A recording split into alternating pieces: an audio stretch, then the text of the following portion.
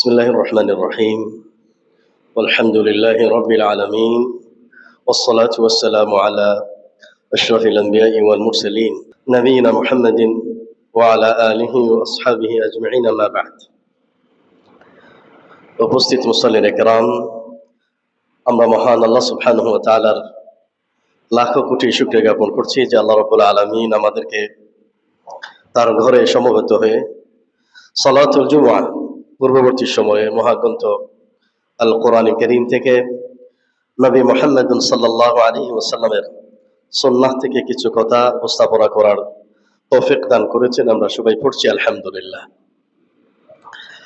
আজকে আপনাদের সামনে অত্যন্ত একটি গুরুত্বপূর্ণ টপিক নিয়ে আলোচনা করার চেষ্টা করব ইনশাআল্লাহ তাআলা।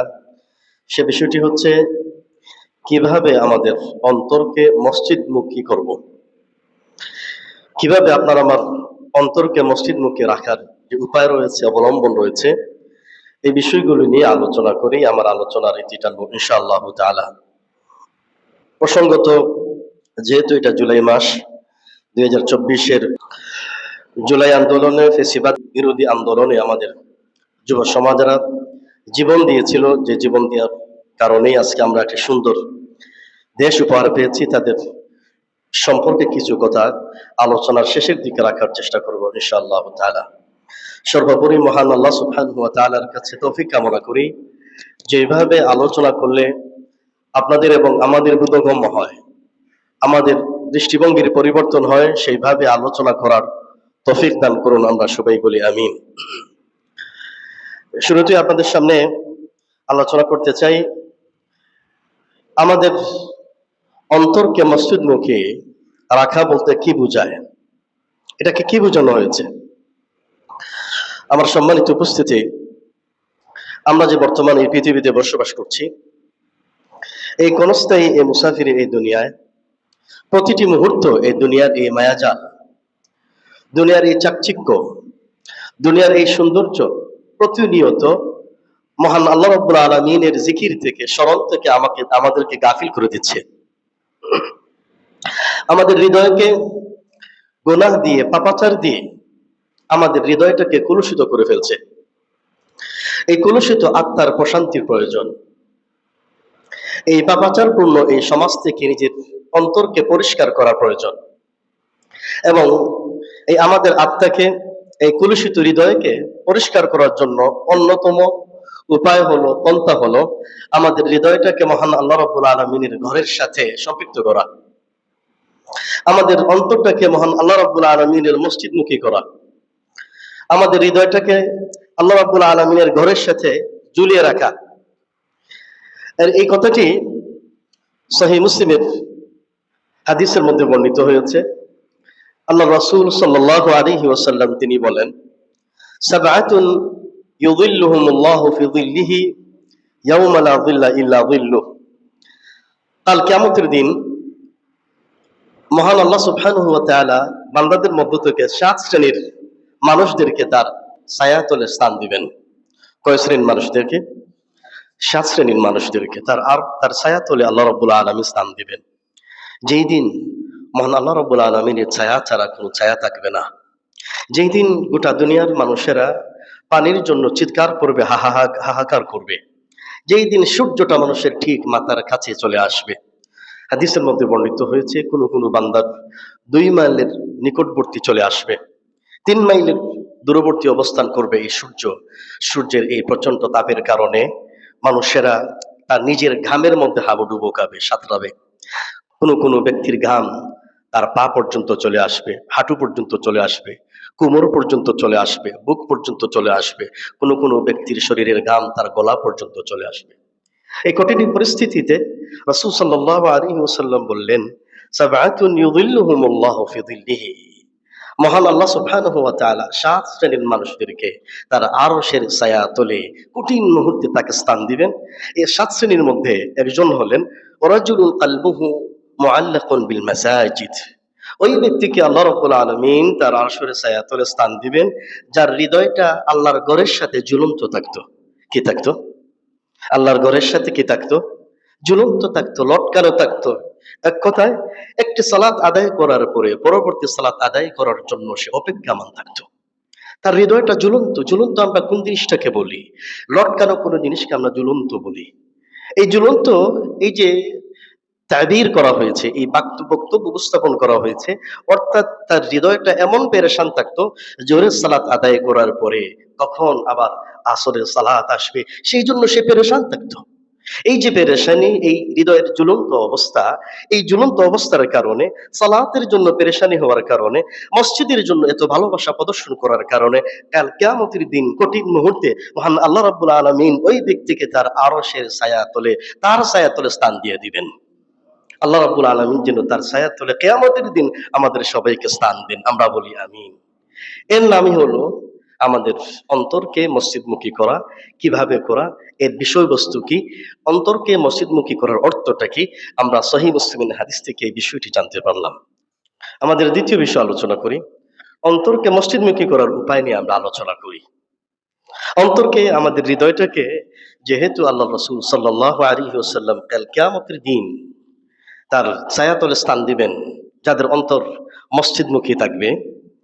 এখন আমাদের অন্তরটাকে মসজিদমুখী করার জন্য পাঁচটি উপায় আপনাদের সামনে আলোচনা করব ইনশাআল্লাহ তাআলা। আমাদের অন্তরটাকে মসজিদমুখী করার জন্য কয়টি বলেন আপনারা? পাঁচটি। এক নম্বরে, আমাদের হৃদয়টাকে যদি আমরা মসজিদমুখী করতে চাই, তাহলে মসজিদের ফজিলত সম্পর্কে, মর্যাদা সম্পর্কে আপনাকে আমাকে জ্ঞান অর্জন করতে হবে। কিসের সম্পর্কে জ্ঞান অর্জন করতে হবে? মসজিদের ফজিলত সম্পর্কে আপনাকে জ্ঞান অর্জন করতে হবে।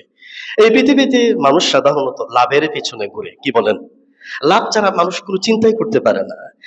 এমনকি নিজের বন্ধুর সাথে যখন চলাফেরা করে, তখন সে নিজে লাভের কথা চিন্তা করে। এমনকি সেও কোনো যখন ব্যবসা বাণিজ্য করে, তার লাভের কথা চিন্তা করে, কি বলেন ঠিক না? অধিকাংশ মানুষের চিন্তা তো এরকমই। নিঃস্বার্থ ভালোবাসা খুব কম সংখ্যক মানুষের মধ্যে পাওয়া যায়, কি বলেন ঠিক না? এই জন্য কিন্তু আমরা লাভের পিছনে ঘুরি। আর আল্লাহ সুবহানাহু ওয়া তাআলাও কিন্তু আমাদেরকে, তিনি জান্নাতে যাওয়ার জন্য বারবার তিনি আমাদেরকে উৎসাহ প্রদান করছেন। আপনাদের সামনে কয়েকটি হাদিস শোনাতে চাই, যে হাদিসগুলি শুনলে আপনাদের হৃদয়ের মধ্যে মসজিদমুখী হওয়ার একটি উৎসাহ উদ্দীপনা তৈরি হবে ইনশাআল্লাহ। এই হাদিসটি হলো সহিহ মুসলিমের হাদিস। আল্লাহ রাসূল সাল্লাল্লাহু আলাইহি ওয়াসাল্লাম তিনি বললেন, আহাব্বুল বিলাদি ইলাল্লাহি মাসাজিদুহা। এই পৃথিবীর সর্বশ্রেষ্ঠ স্থান হলো, দেশসমূহ হলো আল্লাহ রাব্বুল আলামিনের ঘর। কার ঘর? পৃথিবীতে যত দেশ আছে, স্থান আছে, পৃথিবীতে যত বাড়ি আছে, ঘর আছে, এই সমস্ত বাড়ির মধ্যে, ঘরের মধ্যে, দেশের মধ্যে সর্বোত্তম ঘরের নামটি কি বলুন আপনারা? আল্লাহর ঘর। সর্বোত্তম ঘরের নামটি কি বলুন আপনারা? আল্লাহর ঘর। আল্লাহর ঘর মসজিদকে বলা হয়েছে আহাব্বুল বিলাদ, আল্লাহর কাছে সবচেয়ে ভালোবাসার স্থান, সবচেয়ে ভালোবাসার দেশ। এর বিপরীতে আল্লাহ রাসূল সাল্লাল্লাহু আলাইহি ওয়াসাল্লাম বললেন, ওয়া আবগাদুল বিলাদি ইলাল্লাহি আসওয়াকুহা, এবং আল্লাহর কাছে সবচেয়ে নিকৃষ্টতম স্থান হলো বাজার। কোনটা? বাজার। এই বাজারকে সবচেয়ে নিকৃষ্টতম স্থান বলা হয়েছে। তাহলে এই হাদিসের অর্থটা কি, ব্যাখ্যাটা কি? মোল্লা আলীল কারি রাহিমাহুল্লাহ তিনি এই হাদিসের ব্যাখ্যায় তিনি বলেন, মসজিদকে আল্লাহ রাব্বুল আলামিনের সর্বোত্তম ভালোবাসার স্থান এই জন্য বলা হয়েছে যে যারাই মসজিদমুখী হবে, তাদের জন্য আল্লাহ রাব্বুল আলামিন তাদের জীবনটাকে বরকত দিয়ে ভরপুর করে দিয়ে দিবেন। আর যারা মসজিদমুখী হবে না, বাজারমুখী হবে, মসজিদের সালাতের সময় অতিবাহিত হচ্ছে কিন্তু সালাত আদায়ের জন্য কোনো পেরেশানি নাই, এরকম মানসিকতা যাদের মধ্যে আছে, অর্থাৎ এটাই অর্থ হলো তাদের জীবনটাকে আল্লাহ রাব্বুল আলামিন বরকতহীন করে দিয়ে দিবেন, কোনো বরকত সে পাবে না। শুধু তাই নয়, নবী মুহাম্মদুন সাল্লাল্লাহু আলাইহি ওয়াসাল্লাম একজন ইমানদার বান্দা যখন মসজিদে আগমন করার জন্য প্রস্তুতি গ্রহণ করে, সেই জন্য আরশের মালিক আধিপতি মহান আল্লাহ রাব্বুল আলামিনের মেহমান হয়ে যায়। আমরা যখন কোনো বাড়িতে যাই, কোনো মেজবানের বাড়িতে যাই, তখন আমরা তাদের জন্য মেহমান। মেজবানের দায়িত্ব এবং কর্তব্য হলো মেহমানদারির কি করা? মেহমানদের সম্মান প্রদর্শন করা। তেমনি ভাবে আমরা যারা মুসল্লি, আমরা যারা আল্লাহ রাব্বুল আলামিনের ঘরে আগমন করি, আমরা হলাম মেহমান আর আল্লাহ হলেন মেজবান। মেজবানের দায়িত্ব, কর্তব্য হলো এই মেহমানদের কি করা? সম্মান করা, মহব্বত করা, ভালোবাসা। যে হাদিসটি শুনেন আত-তাবারানির মধ্যে বর্ণিত হয়েছে, আল্লাহ রাসূল সাল্লাল্লাহু আলাইহি ওয়াসাল্লাম তিনি বলছেন, মান তাওয়াদ্দাআ ফাআহসানাল ওযুআ, যে ব্যক্তি উযু করলো উত্তম ভাবে, সুম্মা আতাল মসজিদা, অতঃপর মসজিদে আগমন করলো, ফাহুয়া জাইরুল্লাহ, সে যেন আল্লাহর মেহমান হয়ে গেল। বলুন না সুবহানাল্লাহ। তারপরে রাসূলুল্লাহ সাল্লাল্লাহু আলাইহি ওয়াসাল্লাম বললেন, হাক্কুন আলাল মাজুরি আন ইউকরিমা জাইরা, মেজবানদের দায়িত্বই হলো মেহমানদেরকে সম্মান করা। কি দায়িত্ব? মেহমানদেরকে সম্মান প্রদর্শন করা। এই জন্য নবী মুহাম্মদ সাল্লাল্লাহু আলাইহি ওয়াসাল্লামের আরেকটি হাদিস, যে হাদিসটি ইমামুল বুখারী ওয়া মুসলিম রাহমাতুল্লাহি আলাইহিমা তার সহিহাইনের মধ্যে উল্লেখ করেছেন। আল্লাহ রাসূল সাল্লাল্লাহু আলাইহি ওয়াসাল্লাম তিনি বলেন, মান গাদা ইলাল মাসজিদি আও রাহা, যে ব্যক্তি সকাল সন্ধ্যায় মসজিদে আগমন করে যাতায়াত করে। কোন সময়ে যাতায়াত করে? সকাল এবং সন্ধ্যায় মসজিদের মধ্যে আগমন করে যাতায়াত করে। আ'আদাল্লাহু লাহু নুজুলান মিনাল জান্নাতি কুল্লামা গাদা আও রাহা, মহান আল্লাহ রাব্বুল আলামিন মসজিদে আগমন করার কারণে তাদের জন্য মেহমানদারির ব্যবস্থা জান্নাতের মধ্যে করে রেখে দিয়েছেন। সুবহানাল্লাহ।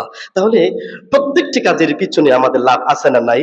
দুনিয়াবী কাজের পিছনে যেভাবে লাভ আছে, অন্তরকে মসজিদমুখী করার পিছনে আমাদের দুনিয়া এবং আখিরাতে কল্যাণ আছে কিনা নাই? আছে। যত বেশি এরকম হাদিস মসজিদের ফজিলত সম্পর্কে আপনি জানবেন, তত বেশি আপনার হৃদয়টাকে আল্লাহ রাব্বুল আলামিন মসজিদমুখী করে দিবেন ইনশাআল্লাহ। আরেকটি হাদিস আপনাদেরকে শোনাই, যে হাদিসটি ইমাম ইবনে মাজাহ এবং ইমাম তিরমিযী রাহিমাহুল্লাহ বর্ণনা করেছেন। আল্লাহ রাসূল সাল্লাল্লাহু আলাইহি ওয়াসাল্লাম বলেন, লা ইয়াজালু আহাদুকুম ফি সালাতিন মা দামা ইয়ানতাযিরুহা, তোমাদের মধ্যে যতক্ষণ পর্যন্ত সালাতের জন্য মসজিদে অপেক্ষা করবে, সে যেন সালাতের মধ্যেই আছে। কিসের মধ্যে আছে? সে যেন কিসের মধ্যে আছে? আপনি মসজিদে আসলেন, একামত হওয়ার আরো 20 মিনিট বাকি আছে, আপনি মসজিদ থেকে সালাত শেষ করলেন, আরো 15 মিনিট 20 মিনিট আপনি অপেক্ষা করছেন। রাসূল সাল্লাল্লাহু আলাইহি ওয়াসাল্লামের ভাষায় আপনি সালাতের মধ্যে আপনি আছেন। যেহেতু আপনি সালাতের মধ্যে আছেন, যেহেতু আপনি অন্যান্য সালাতের জন্য অপেক্ষা করছেন, আল্লাহ রাসূল সাল্লাল্লাহু আলাইহি ওয়াসাল্লাম বলেন, ওয়ালা তাজালুল মালাইকাতু তুসাল্লি আলা আহাদিকুম মা দামা ফিল মসজিদ, যতক্ষণ পর্যন্ত সালাতের জন্য অপেক্ষা করবে, ততক্ষণ পর্যন্ত আল্লাহ রাব্বুল আলামিনের ফেরেশতারা ওই ব্যক্তির জন্য দোয়া করবেন। সুবহানাল্লাহ। এজন্য ইবনে বাত্তাল রাহিমাহুল্লাহ, তিনি একজন বিশেষজ্ঞ বড় আলিম ছিলেন। তিনি বলতেন, তোমাদের মধ্যে কেউ যদি বিনা পরিশ্রমে তার গুনাহগুলি মাফ করাতে চায়, সে যেন মসজিদের মধ্যে বসে অবস্থান করে। কোনো টাকা পয়সা লাগবে না, কোনো পরিশ্রম লাগবে না। আপনি সালাতের আগে 10 মিনিট 20 মিনিট বসে থাকবেন, সালাতের মনে 10 মিনিট 20 মিনিট বসে থাকবেন, আর আল্লাহ রাব্বুল আলামিনের ফেরেশতারা আপনার জন্য দোয়া করবেন, আল্লাহুম্মা ফিরিল্লাহ, আল্লাহুম্মা ফিরিল্লাহ, হে আল্লাহ ওই সমস্ত বান্দাদেরকে আপনি মাফ করে দিয়ে দিন। আর ফেরেশতাদের দোয়া, ফেরেশতাদের শাফাআত মান আল্লাহর দরবারে কবুল, এতে কোনো সন্দেহ নাই। আমার সম্মানিত ভাইরা, তাহলে আমরা যে মুহূর্তটা আমরা যদি যত বেশি আমাদের অন্তরকে হৃদয়টাকে মসজিদমুখী করার জন্য, প্রথম করণীয় কি বললাম? মসজিদের ফজিলত সম্পর্কে আমাদের জ্ঞান অর্জন করা। যে যত বেশি মসজিদের ফজিলত সম্পর্কে জ্ঞান অর্জন করবে, তত বেশি হৃদয়টাকে আপনার হৃদয়টাকে আপনি মসজিদমুখী করতে পারবেন। দ্বিতীয় যে করণীয় হলো জামাতের সাথে সালাত আদায় করার বিষয়ে জ্ঞান অর্জন করা। জামাতের সাথে সালাত আদায় করার ফজিলত নিয়ে, এই পুরস্কার নিয়ে আপনাকে চিন্তা ভাবনা করা। রাসূলুল্লাহ সাল্লাল্লাহু আলাইহি ওয়াসাল্লাম তিনি ইরশাদ করেছেন, মান সাল্লা লিল্লাহি 40 ইয়াওমান ফি জামাআহ ইউদরিকু তাকবীরাতাল উলা, কেউ যদি তোমাদের মধ্যে 40টা দিন জামাতবদ্ধ হয়ে তাকবীরে উলার সাথে নামাজটা আদায় করতে পারে, ওই ব্যক্তির জন্য 2টি মুক্তির সালাত উপহার দেওয়া হবে। কয়টি? 2টি মুক্তির সালাত উপহার দেওয়া হবে। কুতিবাত লাহু বারাআতুম মিনান নারি ওয়া বারাআতুম মিনান নিফাকি, জাহান্নাম থেকে মুক্তির সালাত তাকে উপহার দেওয়া হবে। মুনাফিকের তালিকা থেকে তাকে বাদ দিয়ে দেওয়া হবে। এজন্য আমরা চেষ্টা করি সবাই মিলে, এরকম যদি আমরা চেষ্টা করতে পারি 40টা দিন, আপনি চিন্তা করেন জামাতের সাথে প্রথম কাতারে তাকবীরে উলার সাথে একামতের পরে ইমাম সাহেব যে তাকবীর দেন, এটার নাম কি? তাকবীর উলা। এটাকে আরবিতে বলা হয় তাকবীরাতুল ইহরাম, হারাম তাকবীর। অর্থাৎ এতক্ষণ পর্যন্ত আপনার জন্য খানা পিনা হালাল ছিল, কথাবার্তা বলা হালাল ছিল, যখন আপনি বললেন আল্লাহু আকবার, তাকবীরাতুল ইহরাম দিলেন, সবকিছু কি হয়ে গেল? হারাম হয়ে গেল। এজন্য তাকবীরাতুল ইহরাম বলা হয়। এই তাকবীর গুলোর সাথে আসুন আমরা সবাই মিলে একটু চেষ্টা করি না কেন, আমাদের সন্তানদেরকে একটু প্র্যাকটিস করি না কেন? আপনি দেখবেন 40টা দিন যদি আপনি এভাবে নিজেকে অভ্যস্ত করতে পারেন, তাকবীর ওলার সাথে প্রথম কাতারে ইমাম সাহেবের সাথে 40টা দিন 5 ওয়াক্ত নামাজ যদি আপনি পড়েন, তাহলে আপনার হৃদয়টা মসজিদমুখী করে দিবেন কে? আল্লাহ রাব্বুল আলামিন। কারণ মানুষ কিন্তু অভ্যাসের দাস। মানুষ কিসের দাস? যে যেখানে যে বিষয়ের উপর আপনি অভ্যাসে পরিণত করবেন, তত বেশি হৃদয়টা সেই মুখী হবে, আল্লাহমুখী হবে, মসজিদ মুখী হবে। কি বলেন, আমরা কি এই চ্যালেঞ্জটা গ্রহণ করতে পারবো কিনা? বলেন না, পারবো কিনা ইনশাআল্লাহ? আল্লাহ রাব্বুল আলামিন আমাদের সবাইকে তৌফিক দান করুন। শুনেন আমাদের সম্মানিত ভাই, আপনি একজন আল্লাহ বড় অলি হতে পারবেন। আমাদের সমাজের লোকেরা বলে অমুক আল্লাহর অলি, অমুক আল্লাহর অলি। আসলে নির্দিষ্ট করে কোনো ব্যক্তিকে অলি সার্টিফিকেট দেওয়া জায়েজ নেই। আপনি আশা পোষণ করতে পারেন ওনার আমল দেখে, ওনার আখলাক দেখে উনি আল্লাহর কি হতে পারেন, কিন্তু আপনি কি আল্লাহর অলি হতে পারবেন না। অলি তো কোনো নির্দিষ্ট কোনো পীর বুজুর্গের কোনো উপাধি নয়। অলি তো যারাই আল্লাহর দ্বীনের জন্য কাজ করবে, যারাই আমল সালেহ করতে পারবে, তারাই আল্লাহর কি হতে পারবে, অলি হতে পারবে। কিন্তু আপনার নামের আগে এখন থেকে আর অলি লাগাতে পারবেন না। বিষয়টা কিন্তু এমন, আমাদের অনেকে আছে, যেহেতু আমি আল্লাহর অলি হয়ে গিয়েছি, এই জন্য নামের আগে অনেক ওয়াজ মাহফিলে আমি দেখি যে অমুকের অমুক অলি বিন অলি। এটা ঠিক না। তো আমি বলছিলাম, আপনি যদি ৫ ওয়াক্ত সালাত ৪০ দিন তাকবীর উলার সাথে পড়তে পারেন, আপনি আল্লাহর অলি হয়ে যাবেন ইনশাআল্লাহ, আল্লাহর বন্ধু হয়ে যাবেন ইনশাআল্লাহ। এই জন্য আপনার জন্য অলি কারামত তালাশ করার জন্য মানুষের বাড়ি বাড়ি যাওয়ার প্রয়োজন হবে না, আপনি নিজেই একজন আল্লাহর বন্ধু হয়ে যাবেন। এটাই তো আপনার জন্য সবচেয়ে বেশি সম্মানের, সবচেয়ে বেশি ইজ্জতের, মর্যাদার, এর চেয়ে সম্মান মর্যাদা আর কি হতে পারে? আপনার সম্পর্ক বিল্ড আপ হবে কার সাথে? আল্লাহর সাথে বিল্ড আপ হয়ে যাবে। আমার সম্মানিত ভাইরা, এরপরে দেখেন সাঈদ ইবনে মুসাইয়্যিব রাহিমাহুল্লাহ একজন তাবিঈ, নাম শুনছেন না আপনারা? বড় তাবিঈ ছিলেন, সাহাবা কামদের শীর্ষ ছিলেন, ছাত্র ছিলেন। তিনি বলেন, মা ফাতাতনি সালাতু ফি জামাআ মুনযু 40 সানা, 40 বছর আমার জামাতে নামাজ মিস হয় নাই। সুবহানাল্লাহ। তারপরে তিনি বললেন, মা আযানাল মুয়াজ্জিনু মুনযু 30 সানাতান ইল্লা ওয়া আনা ফিল মসজিদ, মুয়াজ্জিন সাহেব 30 বছর মসজিদে আযান দিয়েছে, আমি 30টা বছর ওই মুহূর্তে মসজিদের ভিতরে ছিলাম। আমরা যদিও এই কথাগুলি শুনছি, আমরা হয়তো পারবো না, কিন্তু চেষ্টা করতে পারবো তো ইনশাআল্লাহ। চেষ্টা করতে তো কোনো অসুবিধা নেই। আপনি যে যত বেশি চেষ্টা করবে, যে তত বেশি তৌফিক দান করবেন কে? আল্লাহ রাব্বুল আলামিন। আসেন না, এরপরে আমরা ৩ নম্বর আমাদের হৃদয়টাকে মসজিদমুখী করার জন্য ৩ নম্বর এই করণীয়টা হলো মসজিদের পরিবেশকে অন্তর দিয়ে অনুভব করা। মসজিদের পরিবেশটাকে কি দিয়ে অনুভব করা? আমাদের হৃদয়টা দিয়ে আমরা কি করা? অনুভব করা। মসজিদ কিন্তু শুধুমাত্র এটা ইট নয়, দেয়াল নয়, বা মসজিদ কিন্তু শুধুমাত্র এখানে কোন কালারের সাথে সম্পর্কিত নয়। মসজিদের প্রত্যেকটি দেয়াল, প্রত্যেকটি বিল্ডিং, প্রত্যেকটি ফ্রেম, প্রত্যেকটি সুইচ, প্রত্যেকটি খুঁটি, এই সব কিছু কিন্তু মহান আল্লাহ রাব্বুল আলামিনকে স্মরণ করিয়ে দিচ্ছে। কি বলেন, ঠিক না? আপনি যখন মসজিদে প্রবেশ করবেন, মসজিদে নিয়মিত যাতায়াত করবেন, দেখবেন আপনার হৃদয়টা মসজিদের ফ্যান, মসজিদের বাতাস, ঘরের বাতাসের চাইতে আপনার কাছে বেশি প্রিয় মনে হবে। আপনি দেখবেন মসজিদের দেয়ালটা অন্যান্য বিল্ডিং এর চাইতে মসজিদের দেয়ালটা আপনার কাছে বেশি প্রিয় মনে হবে। মসজিদের উজুখানাটা অন্যান্য উজুখানার চাইতে মসজিদের উজুখানাটা আপনার জন্য প্রিয় মনে হবে। মসজিদের মেহরাবটা, জানামাজটা আপনার জন্য অন্যান্য রাজপ্রাসাদের চাইতে আপনার কাছে প্রিয় মনে হবে। এরকম যদি অনুভূতি আপনার হৃদয়ের মধ্যে তৈরি না হয়, তা না হলে তো আপনার হৃদয়টাকে মসজিদমুখী আপনি করতে পারবেন না। মসজিদের প্রত্যেকটি ইট, প্রত্যেকটি দেয়াল, প্রত্যেকটি মেহরাব, এই পরিবেশটাকে হৃদয়মুখী করার জন্য এটাকে ভালোবাসতে হবে। এরকম অনুভূতি নিয়েই কিন্তু আপনাকে মসজিদের মধ্যে আগমন করতে হবে। আপনি দেখেন এই হাদিসটি ইবনে মাজাহ রাহিমাহুল্লাহ তার সুনানের মধ্যে উল্লেখ করেছেন। আল্লাহ রাসূল সাল্লাল্লাহু আলাইহি ওয়াসাল্লাম বলেন, মা তাওয়াত্তালা রাজুলুল মুসলিমুন আল মাসাজিদ লিস-সালাতি ওয়ায-যিকরি, কোন মুসলিম ব্যক্তি যদি সালাত এবং জিকিরের জন্য মসজিদে অবস্থান করে, কিসের জন্য? সালাত এবং জিকিরের জন্য মসজিদে অবস্থান করে, রাসূল সাল্লাল্লাহু আলাইহি ওয়াসাল্লাম বললেন, ইল্লা তাবাশশাল্লাহু লাহু, আল্লাহ রাব্বুল আলামিন তাকে পেয়ে এত বেশি আনন্দিত হন, এত বেশি খুশি হন, কামা ইয়াতাবাশশাশু আহলুল গায়বি বিগায়বিহিম ইযা কাদিমা আলাইহিম, যেমন প্রবাসী কোনো ব্যক্তি যখন তার পরিবারের কাছে ফিরে আসে, পরিবারের সদস্যরা আনন্দিত হয় কি হয় না? কথা বলেন, পরিবারের সদস্যরা আনন্দিত হয় কি হয় না? যেমনি ভাবে প্রবাস থেকে কোনো নিজের সন্তান অথবা নিজের কোনো গুরুত্বপূর্ণ আত্মীয় পরিবারের কাছে কয়েক বছর পরে ফিরে আসে, পরিবারের সদস্যরা যেভাবে খুশি হন, আনন্দিত হন, তেমনি ভাবে একজন মুসলিম ব্যক্তি সকাল সন্ধ্যায় যখন মসজিদে আগমন করে, আল্লাহ রাব্বুল আলামিন তেমনি খুশি হয়ে যান। সুবহানাল্লাহ।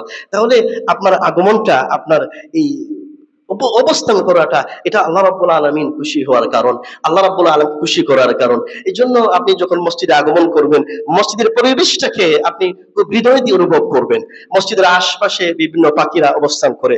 আমাদের কুদরতুল্লাহ মসজিদেও কয়েকদিন যাবত দেখেছি এত বেশি ছোট্ট পাখি, চড়ুই পাখির মতো গিজগিজ করতো, তখন তাদের আওয়াজ শুনে আমাদের কাছে খুবই ভালো লাগতো। এরকম একটি ঘটনা, সেই ঘটনা প্রখ্যাত তাবিঈ রবি ইবনুল খুসাইম, তিনি বলতেন, ওয়াল্লাহি ইন্নী লাআনাসু বিসাউতি উসফুরিল মসজিদি আশাদ্দু মিন উনসি বিজাওজাতি। আমি মসজিদের আশপাশের চড়ুই পাখির আওয়াজ এত বেশি আমার কাছে ভালো লাগতো, আমার স্ত্রী চাইতে চড়ুই পাখির আওয়াজটা বেশি পছন্দনীয় হতো। মানে তিনি মসজিদের পরিবেশটাকে এত বেশি ভালোবেসেছেন, এত বেশি তিনি নিজেকে মসজিদের সাথে মিশিয়ে নিয়েছিলেন। চতুর্থ নম্বরের করণীয় হলো অলসতাকে প্রশ্রয় না দেওয়া। অলসতাকে কি না দেওয়া? মসজিদকে, হৃদয়টাকে মসজিদমুখী করার জন্য অলসতাকে কি না দেওয়া? প্রশ্রয় না দেওয়া। অলসতাকে কি না দেওয়া? প্রশ্রয় না দেওয়া। আমরা যে প্রতিনিয়ত মসজিদে আগমন করি, পাঁচ ওয়াক্ত সালাত পড়ার জন্য আমরা আগমন করি, এটাই হলো আমাদের হৃদয়ের মধ্যে যে ঈমান আছে, এটাই হলো অন্যতম একটি কারণ। মসজিদের মধ্যে আবাদ করা, মসজিদকে আবাদ করা সালাতের মাধ্যমে, জিকিরের মাধ্যমে, কোরআন তেলাওয়াতের মাধ্যমে, এটা প্রমাণ করে ওই সমস্ত ব্যক্তির মধ্যে কি আছে? ঈমান আছে। কোরআন কারীমে সূরাতুত তাওবার 18 নম্বর আয়াতে আল্লাহ রাব্বুল আলামিন ইরশাদ করেছেন, ইন্নামা ইয়ামুরু মাসাজিদাল্লাহি মান আমানা বিল্লাহি ওয়াল ইয়াউমিল আখির। যারা নাকি আল্লাহ রাব্বুল আলামিনের মসজিদ সমূহকে আবাদ করে, তারাই মূলত আল্লাহ এবং আখিরাতের প্রতি ঈমান এনেছে। তারা কি এনেছে? কার প্রতি ঈমান এনেছে? আল্লাহ এবং তার রাসূলের প্রতি ঈমান এনেছে।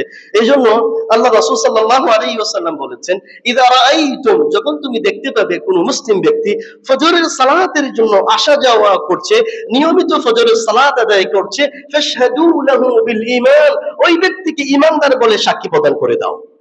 অর্থাৎ তার হৃদয়ের মধ্যে কি আছে? ঈমান আছে।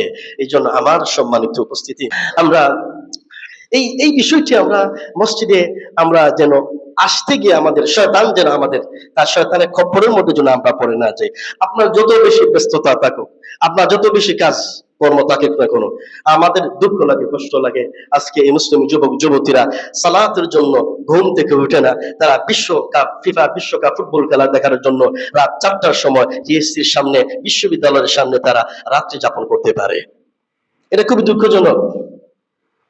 গত কয়েকটা দিন আপনারা দেখেছেন রাত 3টার সময়, 4টার সময় এই বাড়িঘরের আশপাশের বাচ্চারা চিৎকার করে ওঠে, তখন আমাদের ঘুম ভেঙে যায় যে কোনো সমস্যা হয়েছে কিনা, না মনে করলাম কোনো যুদ্ধ লেগেছে কিনা, না দেখলাম তারা যুদ্ধ করছে আর্জেন্টিনার সাথে, যারা ফুটবলের সাথে যুদ্ধ করছে, তারা চিৎকার করে উল্লাস করছে, কাফের মুশরিকদের দল তারা সাপোর্ট করে, তারা উল্লাস আনন্দ প্রকাশ করছে। এই আমাদের যুবকদের অবস্থা। অথচ ফজর সালাতের জন্য ওঠার কোন মানসিকতা তাদের নেই, এসব সালাত পড়ার জন্য কোন দলের কোন প্রস্তুতি নেই। এরকম অবস্থা হলে এই সমস্ত যুবক যুবতীদেরকে দিয়ে ইসলামের কোনো কাজ হবে না। এই জন্য আমার সম্মানিত ভাইরা, সালাত সম্পর্কে, মসজিদ সম্পর্কে গাফলতি চলবে না।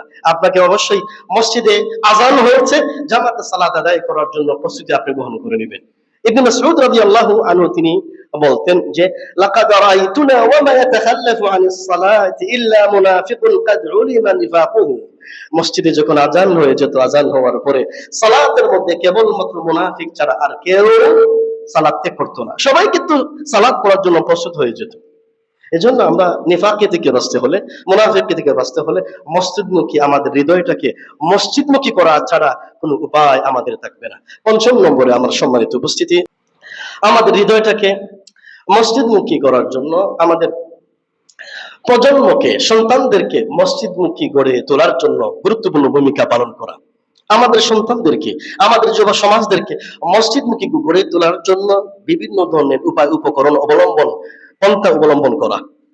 বর্তমান সময়ে আজকালকের আমাদের শিশুরা, আমাদের যুবকেরা আগামী দিনের কান্ডারি, তারা এই দেশের দায়িত্বের ভার গ্রহণ করবে, তারাই আগামী দিনের প্রধানমন্ত্রী হবে, তারাই আগামী দিনের মন্ত্রী হবে, এমপি হবে, চেয়ারম্যান হবে। এরা যদি ভালো না হয় তাহলে আগামী দিন তাদের কাছ থেকে ভালো কিছু আশা করা যায় না। এই জন্য আমাদের প্রজন্মকে, আমাদের এলাকাকে মসজিদমুখী গড়ে তোলার জন্য প্রত্যেকের অবস্থান থেকে গুরুত্বপূর্ণ ভূমিকা পালন করা দরকার। আপনি নিজে সালাত আদায় করছেন, আপনার সন্তান সালাত আদায় করছে কিনা, আপনার স্ত্রী সালাত আদায় করছে কিনা, আপনার ভাই, আপনার বোন, আপনার আব্বা, আপনার আম্মা, আপনার আত্মীয় স্বজন সালাত আদায় করছে কিনা, এই বিষয়ে আমাদের প্রত্যেকের খোঁজখবর নিতে হবে। বিশেষ করে ফজরের সালাতের ক্ষেত্রে খুবই উদাসীনতা দেখা যায় জুমার সালাতের মধ্যে হাজার হাজার মুসল্লি, কিন্তু ফজরের সালাতে, মাগরিবের সালাতে, এশার সালাতে কোনো মুসল্লি খুঁজে পাওয়া যায় না। এরকম যদি পরিস্থিতি হয় তাহলে তো আমাদের এই বিজয় কিভাবে আসবে? এই জন্য আমার সম্মানিত ভাইরা, মসজিদমুখী প্রজন্ম গড়ে তুলতে হবে। বাচ্চাদেরকে পুরস্কারে পুরস্কৃত করতে হবে। যে কোনো ধরনের পুরস্কারে পুরস্কৃত করার জন্য, যে কোনো প্রোগ্রাম আঞ্জাম দেওয়ার জন্য আমরা সবাই মিলে যদি ঐক্যবদ্ধভাবে সালাতের ক্যাম্পেইন করি, বিশেষ করে ফজর সালাতের ক্যাম্পেইন করি। আমি জানি আমার অমুক বন্ধু ফজর সালাতের জন্য ওঠে না, প্রত্যেকটা দিন যদি আমি তাকে কল করে, ফোন করে দিয়ে তাকে জাগিয়ে দিতে পারি, এটা আমার জন্য, তার জন্য, গোটা জাতির জন্য কল্যাণ বয়ে নিয়ে আসবে। এই জন্য আমরা প্রত্যেকেই ফজর সালাতের ক্যাম্পেইন করতে পারি, একে অপরকে ফজর সালাতের আগে জাগিয়ে তোলার জন্য আমরা চেষ্টা করতে পারি, আরেকজনকে মেসেজ দিয়ে জাগিয়ে তোলার জন্য আমরা তাকে সহযোগিতা করতে পারি। আমাদের সন্তানদেরকে সালাতের পথে উদ্বুদ্ধ করার জন্য পুরস্কারের ব্যবস্থা করতে পারি। আমাদের এলাকার মধ্যে, আমাদের মসজিদের এলাকার মধ্যে, যুব সমাজদের মধ্যে যারা 40টা দিন জামাতের সাথে, তাকবীর উলার সাথে ফজরের সালাত বা 5 ওয়াক্ত সালাত আদায় করতে পারবে, তাদের জন্য পুরস্কারের ব্যবস্থা করতে পারি, প্রতিযোগিতার ব্যবস্থা করতে পারি, পুরস্কারের ব্যবস্থা করতে পারি। অর্থাৎ আল্লাহ রাব্বুল আলামিন কোরআন কারীমের মধ্যে ইরশাদ করেছেন, তাআওয়ানু আলাল বিররি ওয়াত তাকওয়া, তোমরা ভালো কাজে সহযোগিতা করো, তোমরা মন্দ কাজে সহযোগিতা করো না। সালাত এটা গুরুত্বপূর্ণ ইবাদত, যে সালাতের মাধ্যমে একজন আরেকজনের সাথে সাক্ষাৎ হয়, যে সালাতের মাধ্যমে এলাকার মানুষের প্রতি সহানুভূতি প্রকাশিত হয়, যে সালাতের মাধ্যমে একজন আরেকজনের সাক্ষাতের মাধ্যমে আল্লাহ রাব্বুল আলামিনের যে ইসলামের জন্য যে ভ্রাতৃত্ব রয়েছে, সে ভ্রাতৃত্ব প্রতিষ্ঠিত হয়, ইসলামের দাওয়াতের কাজের সূচনা হয়, উন্মুক্ত পরিবেশ তৈরি হয়। এজন্য আমরা মসজিদমুখী আমাদের হৃদয়টাকে করার জন্য অবশ্যই আমাদের প্রজন্মকে, আমাদের সন্তানদেরকে, যুব সমাজদেরকে আমরা উদ্বুদ্ধ করব। আমার সম্মানিত ভাই, আপনাদের সামনে সংক্ষিপ্ত পরিসরে আমাদের হৃদয়টাকে মসজিদমুখী করার জন্য কয়টা পন্থা আলোচনা করলাম বলুন তো আপনারা? 5টি। কয়টা পন্থা আলোচনা করলাম বলেন না? কয়টি করণীয় আলোচনা করলাম? আমাদের হৃদয়টাকে, আমাদের সন্তানের হৃদয়টাকে, আমাদের হৃদয়টাকে, আমাদের পরিবারের সদস্যদের অন্তরটাকে মসজিদমুখী করার জন্য কয়টা পদ্ধতি আলোচনা করলাম? 5টি পদ্ধতি। 1 নম্বর করণীয় হচ্ছে মসজিদের ফজিলত সম্পর্কে কি অর্জন করা? জ্ঞান অর্জন করা। 2 নম্বর পদ্ধতি হচ্ছে জামাতে সালাতে আদায়ের পুরস্কার নিয়ে চিন্তা করা, উপলব্ধি করা। 3 নম্বর করণীয় বলেছি মসজিদের পরিবেশকে অন্তর দিয়ে অনুভব করা, ভালোবাসা। মসজিদের পরিবেশকে কি করা? অন্তর দিয়ে অনুভব করা, ভালোবাসা। 4র্থ নম্বর করণীয় বলেছি অলসতাকে প্রশ্রয় না দেওয়া, অলসতাকে প্রশ্রয় না দেওয়া। 5ম নম্বর করণীয় বলেছি মসজিদমুখী প্রজন্ম গড়ে তোলা, মসজিদমুখী প্রজন্ম গড়ে তোলা। মহান আল্লাহ সুবহানাহু ওয়া তাআলা এই 5টি করণীর আলোকে আমাদের ব্যক্তিগত জীবন, পারিবারিক জীবন, সামাজিক জীবন এবং রাষ্ট্রীয় জীবন বাস্তবায়ন করার তৌফিক দান করুন। আমরা সবাই বলি আমিন। এই পর্যায়ে প্রাসঙ্গিক কিছু কথা আপনাদের শোনাতে চাই। 1 নম্বর বিষয়ে সংক্ষিপ্ত পরিসরে আপনাদের সাথে আলোচনা করব ইনশাআল্লাহ তাআলা। গত ফুটবল বিশ্বকাপ নিয়ে যে খেলার এখনো পর্যন্ত চলমান রয়েছে, বিশেষ করে মিশর এবং আর্জেন্টিনার মধ্যে যে খেলা অনুষ্ঠিত হয়েছিল, সে খেলাকে কেন্দ্র করে কিছু কথা বলতে চাই। আমরা লক্ষ্য করেছি যে একটি মুসলিম দেশ এবং একটি খ্রিস্টান দেশের মধ্যে খেলা অনুষ্ঠিত হয়েছিল। যদিও খেলাধুলা এটা মুসলমানদের কালচার নয়, এই খেলাধুলার মাধ্যমে তারা ইসলাম থেকে বিরত রাখার জন্যই মূলত এই প্রজেক্ট তারা হাতে নিয়েছে। এই খেলাধুলার মাধ্যমে জোয়ার মতো বড় বড় জোয়ার লেনদেন হয়। এই জন্য দেখেন না, তারা পরিকল্পিত ভাবেই তারা আর্জেন্টিনাকে জিতিয়ে দিয়েছিল, কারণ তারা ফিফা বিশ্বকাপ, ওয়ার্ল্ড কাপ তারা জানে যদি আর্জেন্টিনা হেরে যায় তাহলে আর বিশ্বকাপ খেলা মানুষের আর দেখবে না, আর টাকা পয়সার লেনদেন হবে না, আর জোয়ার আসর আর বসবে না। তো যাই হোক, এটা অন্য প্রসঙ্গ। আমি বলছিলাম যে জুয়া, এই খেলাধুলা কোন মুসলিম উম্মার কালচার হতে পারে না। যদিও এটা মুসলিম উম্মার কালচার নয়, তারপরেও মনে মনে ভাবছিলাম হয়তো আমাদের সন্তানেরা ফুটবল খেলা দেখতে গিয়ে কমপক্ষে তারা খ্রিস্টান দলকে সাপোর্ট না করে সাপোর্ট করবে কাকে? মুসলিম দেশকে সাপোর্ট করবে, যেহেতু তাদের প্রতি, তারা আল্লাহর প্রতি কি আছে? ইমান আছে। কিন্তু অবাক করা বিষয় হলো আমাদের দেশের লক্ষ লক্ষ যুবক যুবতীরা রাত জেগে খেলা দেখেছে এবং সাপোর্ট করেছে এমন একটি দেশকে, এমন একটি দলকে যারা ইসরায়েলকে সরাসরি সমর্থন করে।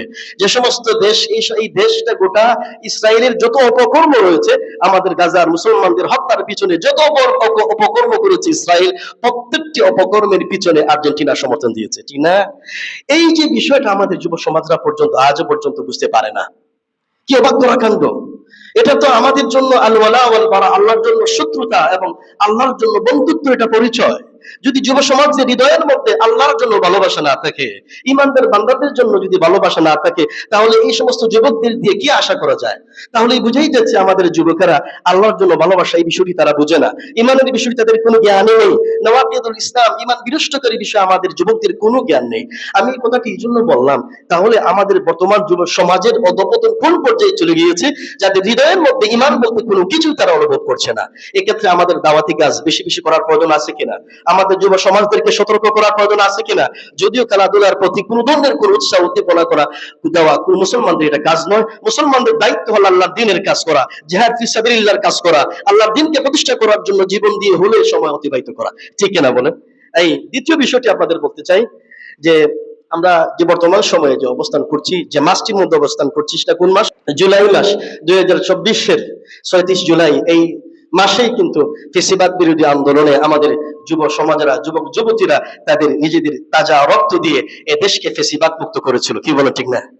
আল্লাহ রাব্বুল আলামিনের কাছে দোয়া করি, এই পর্যন্ত আমরা আমাদের কাছে রিপোর্ট এসেছে শহীদদের সংখ্যা অন্তত 1500 ছাড়িয়ে গিয়েছে, কি বলেন, ঠিক না? আহতদের সংখ্যা অন্তত 14,000 ছাড়িয়ে গিয়েছে। যারা পঙ্গু হয়েছে, যারা চোখ হারিয়েছে, যারা হাত হারিয়েছে, যারা পা হারিয়েছে, যারা মাথা বিনষ্ট করেছে, অনেক কিছু জীবন দিয়ে আমাদের এই দেশকে ফেসিবাদ মুক্ত করেছে, স্বৈরাচার মুক্ত করেছে। আপনারা আবু সাইদের কথা কি ভুলে গিয়েছেন? কি বলেন আপনারা যে আবু সাইদ 16 জুলাই পুলিশের গুলিতে তিনি মৃত্যুবরণ করেছিলেন? আপনারা কি মীর মাহফুজুর রহমান মুগ্ধের কথা ভুলে গিয়েছেন যে মীর মাহফুজুর রহমান আন্দোলনকারীদের মধ্যে তিনি পানি এবং বিস্কুট বিতরণ করতেন, এবং পানি এবং বিস্কুট বিতরণ করতে গিয়ে তিনি পুলিশের গুলিতে মারা গিয়েছিলেন, কি বলো, ঠিক না? আপনাদের কি মনে আছে এটিএম তুরাবের কথা? এটিএম তুরাব তো আমাদের সিলেটের একজন সাংবাদিক, এই জালালাপত্রী পত্রিকার সাংবাদিক। তিনি প্রতিনিয়ত তার হোন্ডা নিয়ে, গাড়ি নিয়ে আমার রুমের সামনেই তিনি পার্কিং করতেন। তিনি সবেমাত্র বিবাহ করেছিলেন। এই এটিএম তুরাব সম্ভবত 1 সপ্তাহ বা 2 সপ্তাহের ব্যবধানে তিনি এই কুদরতুল্লাহর সামনে কোর্ট পয়েন্টে পুলিশের গুলিতে তিনি মৃত্যুবরণ করেছিলেন, কি বলে, ঠিক না? আপনাদেরকে শাহরিয়ার খান আনাস 5 আগস্ট, যার বয়স ছিল মাত্র 16 বছর, আন্দোলনে যাওয়ার আগে তিনি মা বাবার উদ্দেশ্যে চিঠি লিখে গিয়েছিলেন। তিনি বলে গিয়েছিলেন, আমি যদি বেঁচে না ফেরি তবে গর্বিত হইও মা এবং পিতা। এইভাবে করে আমাদের জুলাই যোদ্ধা উসমান হাদির কথা আপনাদের মনে আছে না? গত নির্বাচনের আগে উসমান হাদি রাহিমাহুল্লাহ তিনি মৃত্যুবরণ করেছিলেন। আমরা মহান আল্লাহর কাছে ওই সমস্ত শহীদদের জন্য দোয়া করি, মহান আল্লাহ রাব্বুল আলামিন যেন তাদেরকে শহীদ হিসেবে আল্লাহ কবুল করে নেন। যারা আহত হয়েছেন, পঙ্গুত্ব হয়েছেন, হসপিটালের মধ্যে আছেন, যারা অসুস্থ অবস্থায় দিন পার করছেন, তাদেরকে আল্লাহ রাব্বুল আলামিন পরিপূর্ণ সুস্থতা যেন আল্লাহ রাব্বুল আলামিন দান করেন। আমরা এটাও দাবি জানাই, এ যাবৎ পর্যন্ত এই ধরনের জুলাই যোদ্ধাদের ন্যায় বিচার হয়েছে কিনা আমাদের কাছে সুস্পষ্ট কোনো এখনো পর্যন্ত কোনো তথ্য নেই। আমরা কি এই জুলাই যোদ্ধাদের সুস্পষ্ট ন্যায়সঙ্গত বিচার হবে, এটা আমরা চাই কি চাই না? আমরা সবাই চাই তাদের সঠিক বিচার। যারা অপরাধী, যারা জুলুম করেছে, নির্যাতন করেছে, আমাদের কলেজার টুকরা সন্তানদেরকে শহীদ করেছে, তাদেরকে যেন এই বাংলার জমিনে দৃষ্টান্তমূলক শাস্তির আয়োজন করে তাদের বিচার কার্যক্রম প্রতিষ্ঠিত করা হয়, কি বলে, ঠিক না? আমরা এটা চাই। আমার সম্মানিত ভাইয়েরা, এই জুলাই আন্দোলন আমাদের অনেক শিক্ষা দিয়েছে। 1 নম্বর শিক্ষাটা হলো সমস্ত ক্ষমতার মালিক কে? আল্লাহ। এই জন্য যারা ক্ষমতা পেয়েছে তারা যেন ক্ষমতার মোহে পাগল হারা হয়ে তারা যেন আত্মহারা না হয়ে যায়। একবারে ক্ষমতা পেয়ে যেন তারা মুসলিম উম্মার প্রতি, মুসলিম বান্দাদের প্রতি স্বৈরাচারী না হয়ে যায়। এই জুলাই শিক্ষা আমাদের এটা দিয়ে গিয়েছে, যারা ইতিহাসে ফেরাউন নমরুদের মতো তাদের অবস্থা হবে। এই জন্য আমরা যারা ক্ষমতা পেয়েছি, আমরা যারা প্রশাসনে আছি, আমরা যেন আল্লাহর বান্দাদের সাথে সৎ ব্যবহার করি, উত্তম ব্যবহার করি। আমরা যেন জালিম না হই, আমরা যেন স্বৈরাচার না হই। আর যদি জালিম হই, স্বৈরাচার হই, 2024 সালে যেভাবে স্বৈরাচারকে, জুলুমকে, জালিমকে যেভাবে আল্লাহ রাব্বুল আলামিন বিদায় করে দিয়েছিলেন, সে আল্লাহ এখনো আছেন কিনা? নাই, আছে। এই জন্য এটা থেকে আমাদের শিক্ষা নিতে হবে, জুলাই থেকে আমাদের শিক্ষা নিতে হবে। আমরা যেন সমাজের মধ্যে আমরা ন্যায় ইনসাফ প্রতিষ্ঠিত করতে পারি। বৈষম্য যে তৈরি হয় এরকম যেন কোনো আচরণ না করি। পারবো তো ইনশাআল্লাহ? এই জন্য যারা দেশ পরিচালনা করছেন, যারা প্রশাসনে আছেন, তারা মহান আল্লাহ রাব্বুল আলামিনকে ভয় করে যেন তারা এই দেশ, এই সমাজটাকে পরিচালনা করেন, যাতে কোনো ধরনের বৈষম্য তৈরি হয় এরকম কোনো যেন কিছু তারা যেন না করেন। 3 নম্বর শিক্ষাটা হচ্ছে আমরা যেন ফেসিবাদ বিরোধী এই যুদ্ধে, এই আন্দোলনে, জুলুমের বিরুদ্ধে, বৈষম্যের বিরুদ্ধে সবাই যেন ঐক্যবদ্ধ থাকতে পারি। কি বলেন, পারবো কিনা বলেন? কারণ যখনই আমাদের মধ্যে মতানৈক্য সৃষ্টি হবে, একে অপরের বিরুদ্ধে ফতোয়াবাজি শুরু হবে, তখন কিন্তু ফেসিবাদ, তখন কিন্তু জালেম আমাদের দুর্বল করার জন্য সে সাহস পেয়ে যাবে কিনা বলেন? এই জন্য দেখবেন বারবার ফেসিবাদী জালিম তারা বারবার চেষ্টা করছে আমাদের মধ্যে অনৈক্য সৃষ্টি করার জন্য, আমাদের মধ্যে ফাটল সৃষ্টি করার জন্য। করছে কিনা বলেন? এই জন্য আমরা ঐক্যবদ্ধ থাকতে হবে ফেসিবাদের বিরুদ্ধে, জালিমের বিরুদ্ধে। আমরা সবাই মিলে এই দেশকে, এই দেশের ইসলামকে, মুসলমানদেরকে জন্য ঐক্যবদ্ধ রেখেই যেন আমরা দেশের জন্য কাজ করতে পারি। পারবো তো ইনশাআল্লাহ? আল্লাহ রাব্বুল আলামিন এই জুলাই যুদ্ধে 2024 সালের এই আন্দোলনে যারাই শাহাদাত বরণ করেছেন, প্রত্যেককে যেন আল্লাহ রাব্বুল আলামিন শহীদের মর্যাদা দান করুন। আমরা সবাই বলি আমিন। যারাই আহত হয়েছেন তাদেরকে যেন আল্লাহ রাব্বুল আলামিন পরিপূর্ণ সুস্থতা দান করেন।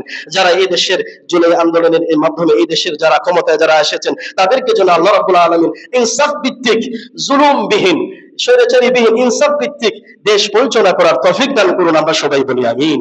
ওয়া মা তৌফিক ইল্লা বিল্লাহ। আসসালামু আলাইকুম ওয়া রাহমাতুল্লাহ।